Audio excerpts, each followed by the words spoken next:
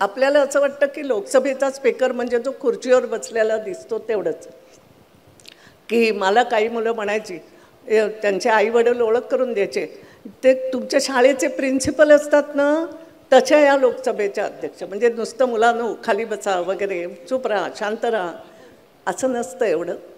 पण लोकसभेच्या स्पीकरला खरंच खूप मोठी, म्हणजे मी जेव्हा झाले तेव्हाही, त्याच्या आधी थोडंफार माहिती होतं, पण खूप मोठी जबाबदारी असते स्पीकरवर. एक म्हणजे असं असतं की पक्ष आणि विपक्ष, छोटे पक्ष, या सगळ्यांना घेऊन सभेचं कामकाज करता आलं पाहिजे. दुसरी गोष्ट अशी, गव्हर्नमेंटचा बिझनेस, म्हणजे तुम्ही कुठल्या पार्टीचे राहत नाही. पहिली गोष्ट म्हणजे पार्टीचा इस्तिफा देत, आपण आता पार्टीचे नाही, आता मी सगळ्यांची. पण स्पीकरची पण ही जबाबदारी असते की गव्हर्नमेंटचा बिझनेस पुढे गेला